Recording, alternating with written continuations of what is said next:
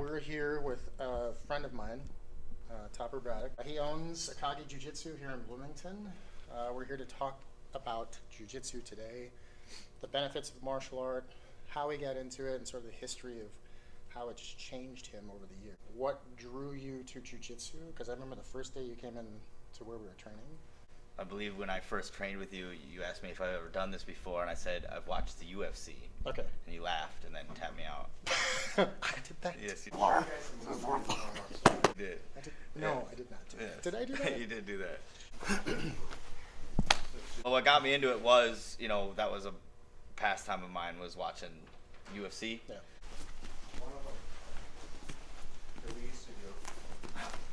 Oh, sorry. And eating McDonald's and drinking. Is that a healthy? No, it's not. Okay. I was not going on a healthy route. So I was about 24, 25, that range. Is that how you train your students? I want you to eat McDonald's. Yes. And then when you get your black belt, then we're going to change it to a healthy lifestyle. No. Generally, you should change the food along with the training. Okay. Yes. I was always interested by the ground aspect of it. And you just kind of switch around. I just fell in love with the art of it, and I don't think I've missed more than 2 weeks in a row since. So I get used to getting my hips up, and that gives me all this power. I remember the first day you came in, I was like, okay, this kid's going to be something good. And then it just morphed into this like technical machine. Every place you move and everything you do, there's a reason behind it. It's really cool to watch. What does Akagi represent? For me, Akagi is a place to grow. Mm-hmm. One of the Japanese meanings for it is red tree. So all of the coaches here, the other owners, have their own kind of meaning that they play on with it. But for me, it really is about growth and learning and having a place to be your like home away from home, your outlet. Yeah. A place where you can deal with, learn a martial art, but also an outlet to deal with the stuff that goes on outside of your life. The way martial arts or jiu-jitsu has helped me is it gives you something to focus on, something that you really need to put yourself into. Yeah. That just helps you deal with the stuff when you walk out of here. Yeah. You're down here on the bottom of somebody big and strong, and I have to find a way out of that, right? I have to find a way to deal with that. Where's Joe? Right? And it's not just always brute strength, yeah.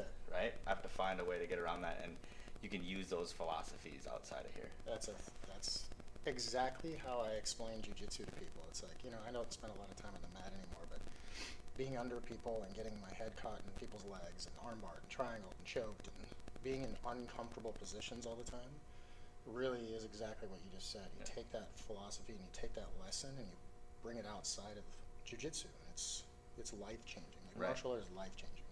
Knowing you and knowing what you've gone through and seeing what you deal with on a daily basis, it's like, there's no wonder why you have that black belt around your waist. But can you explain a little bit about choke and what a choke is, really?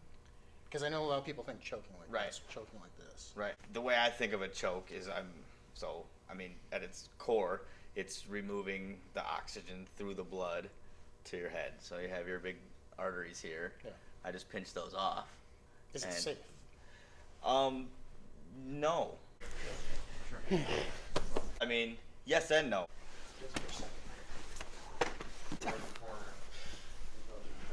How many seconds was that?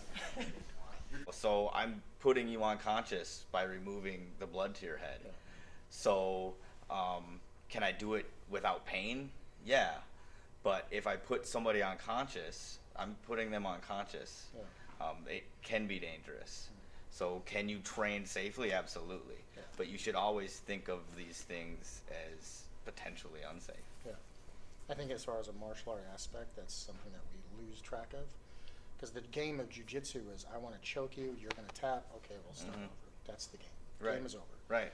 But in a real life situation, it's like, I'm going to choke you, game's over when you go unconscious. Right. So that's an aspect of like real world sort of reality, if you want to say so. Right. In the game of jiu-jitsu. And then in the real world, depending on when you let go of that choke, if you're nervous and you hold on after they go unconscious, what happens next? Yeah, exactly. The next thing is, they don't wake up. How does this stuff transfer to the outside world? So arm locks, chokes, triangles, gis and jackets, and how does that stuff transfer to the outside world as far as personal defense goes? Got it. For me, I think the biggest thing is none of those. It's the confidence that I have. Yes. I know what being in a fight is like because I do it every day. Yeah. So when I'm out in the real world, I don't have to wonder what's going to happen in a situation because I do it. I know that I can use my jiu-jitsu to get away from the altercation or whatever it might be, or I can use my jiu-jitsu to protect myself. Yeah. So that's what I think the biggest thing. But I know that I can use my jiu-jitsu because, first of all, we're in Minnesota. We wear winter jackets, right? Mm-hmm. Or even a t-shirt. I can adapt a t-shirt to perform the same function as this gi. Yeah. Right? I just have to know what I'm doing. I have to think about it in that regard. I can use the pants in the same way. And I can use all my chokes and control of a human body in the same way. Yeah. So the way when it actually gets down to using the art against somebody, I'm really confident that I'll be able to really control a body enough for me to end this situation with not very much violence, which I think is the coolest thing about jiu-jitsu. Yeah, absolutely. I was explaining to somebody the other day, martial art and like jiu-jitsu teaches a lot of great lessons, but in martial art in general, it's not about ass kicking or being a warrior and like a fighter or whatever. It's exactly what you said, which is having that confidence, knowing that in any situation, you're going to dominate. You're always going to come out on top. If you don't mind, can we just like roll a little bit? Of course he wants to roll. Fucker. One of them that we used to do. Oh, sorry. And you just kind of switch around. If I sneak in here, pretend like I'm not doing anything. How many was that? Was that like a minute and a half? Oh my God. Okay, I think you're winning. Okay, I'm really gonna try this time. You're good, dude. I'm winning. Because I'm getting tapped out. They let me in a weird angle.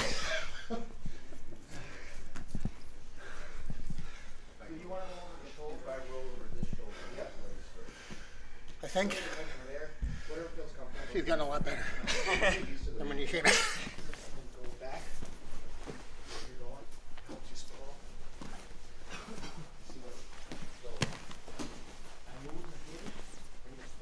Take it. There you go.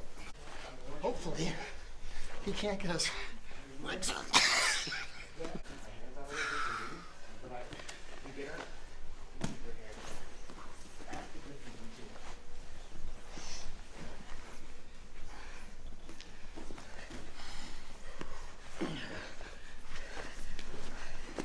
That didn't work.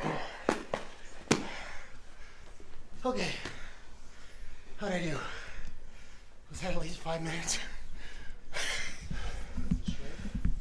Topher Braddock. Akagi Jiu-Jitsu. Check him out. Awesome guy. Awesome friend. One more step. Even the AD here.